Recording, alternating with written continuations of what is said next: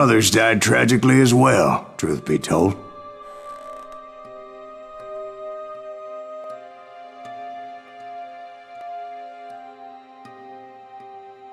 It was 1868, and me and my older brothers were pulling a tidy profit running cattle into Juarez, Mexico. One night after my brothers retired for the evening, I found a little poker game in a cantina with a couple of cowboys. And I just couldn't lose. I even won an old Spanish coin that had to be 100 years old. Well, I was mighty pleased with myself the next morning as my brothers and I rode for Texas. But before we crossed the border, those cowboys caught up with us. It was Johnny Rinko, Roscoe Bob Bryant, and another asshole named Jim. They wanted their money back and everything else we had, including our lives, as those boys didn't want us coming for them later. Bob put that old Spanish coin in my mouth and said, "I won't have it said that I left you with nothing, boy." Well, those horses bolted, and there we hung as those bastards rode away. The branch finally snapped under the weight of the three of us, but being my older brothers were bigger and heavier, they were already dead. And right then I swore to myself that I would avenge them. Ringo you know about. But Bob eluded me, until I heard he was riding with the Wild Bunch.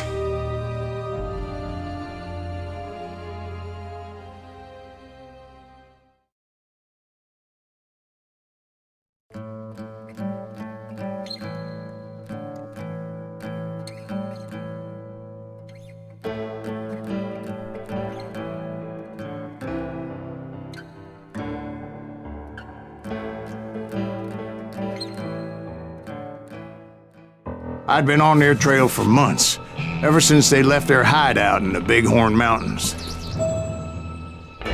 Led by Butch Cassidy, they were a loose association of outlaws who robbed banks and trains from Colorado to Montana. Among them was the Sundance Kid, and that murderous hombre I was tracking, Roscoe Bob Bryant. Were you a part of that giant Pinkerton posse after the Wild Bunch? No, boy. A circus like that would have slowed me down. Besides, I wanted Bryant all to myself. I'd heard about a large shipment of gold being transported to Wilcox, Wyoming on the Overland Flyer. I figured the Wild Bunch would likely hit such a treasure, and by God, I figured right.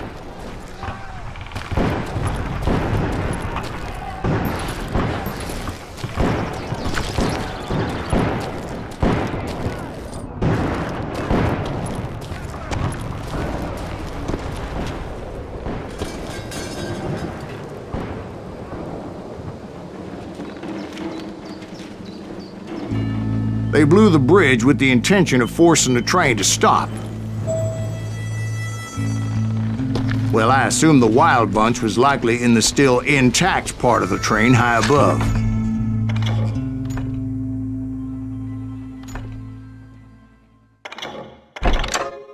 So I had no choice but to make my way up through the passenger cars dangling down.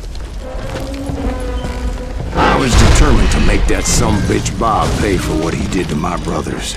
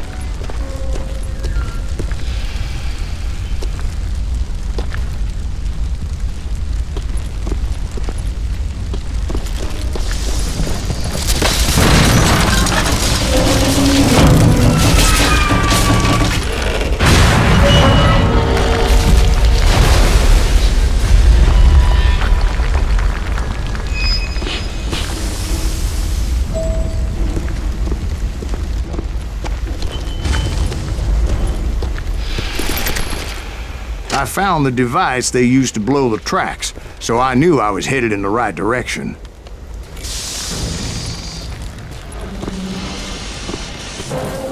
My ears are still ringing from blowing up that ridge. What'd you say? I can't hear a goddamn thing! Well, I made my way off unscathed and came upon a few members of the gang and had no Who's that choice son but of to a- dispatch Is them. that a goddamn Pinkerton? From there, I had to negotiate an even more precarious route. But first, I would need to get my ass out of there.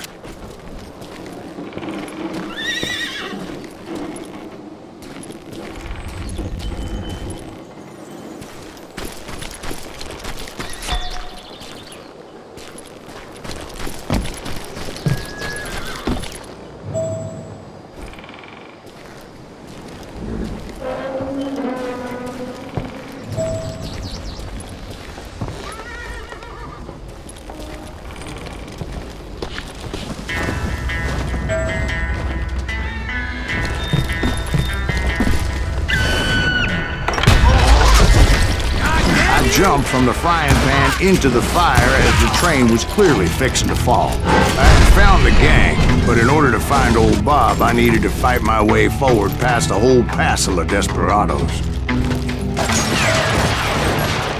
Outside, inside, any way I could, I made my way towards my prey.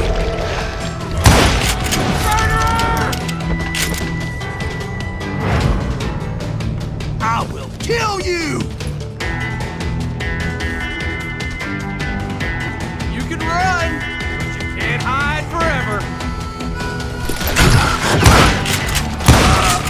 Well, what about the passengers? It was mostly a freight train, as I recall. There were no passengers aboard that day.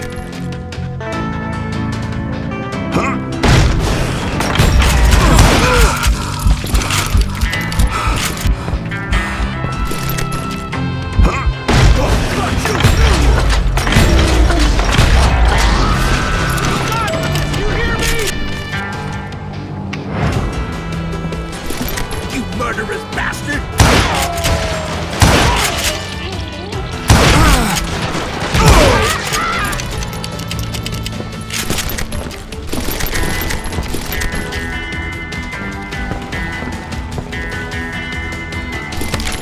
As I mentioned before, I am not fond of heights. But I was too busy dodging bullets to worry about falling to my death. Odds were I was likely to die that day anyway. So I was determined to take down as many of those bastards as I could.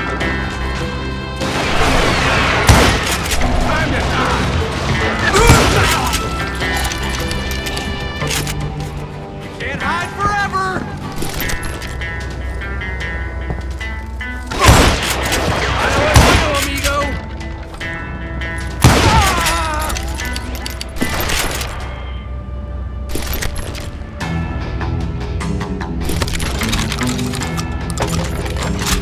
That's right! Run!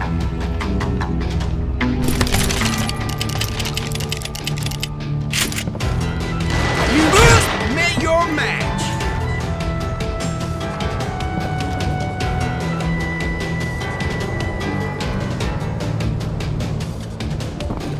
Yeah, you know you can't.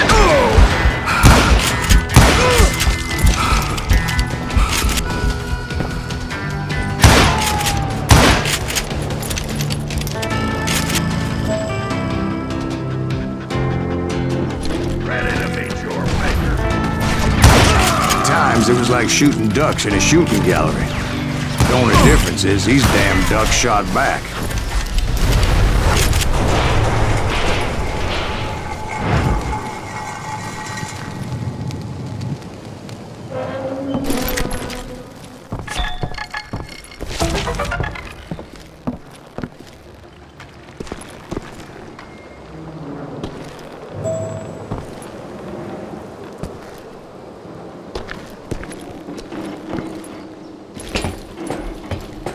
I kept hoping the law would show up and give me a You hand. mean like that giant Pinkerton posse that I read about?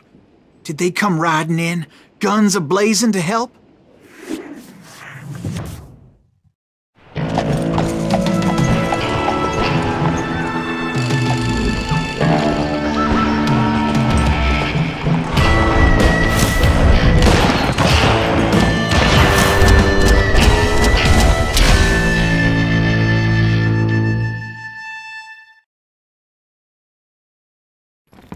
help?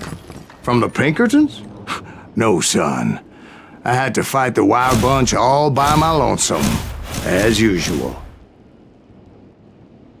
Who the hell is that? He's out! Take cover! Retreat! Retreat! God, you...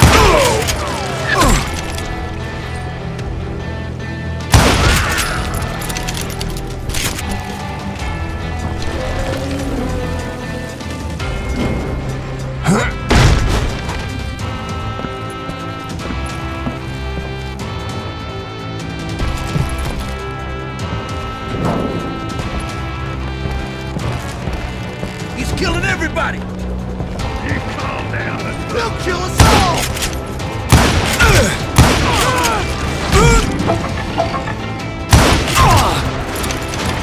You're dead! You hear me?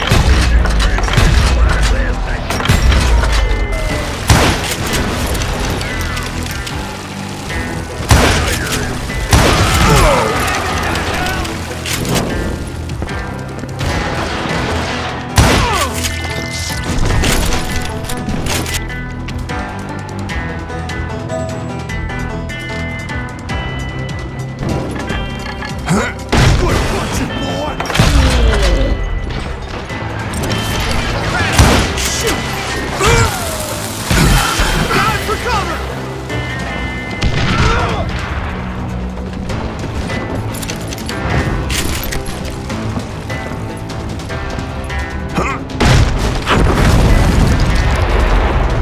My guess is those dime novels didn't portray this as it happened, did they?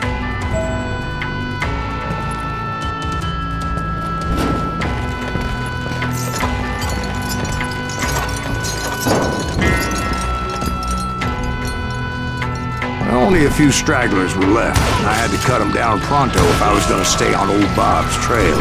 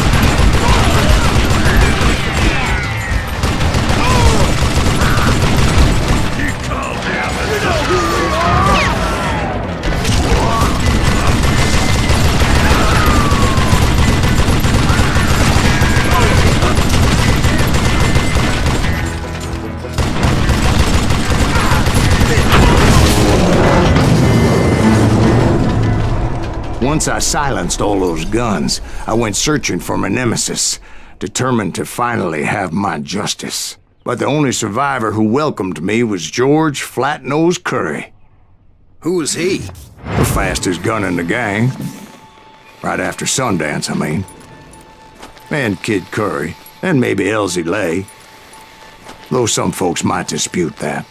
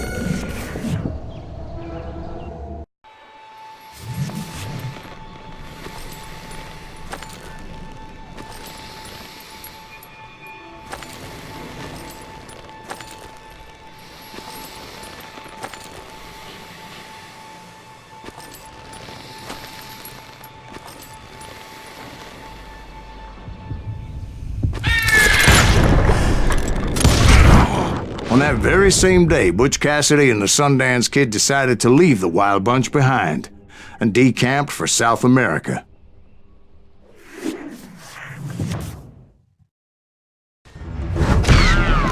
They ended up living down there for many years, but I'm sure you already know all about that.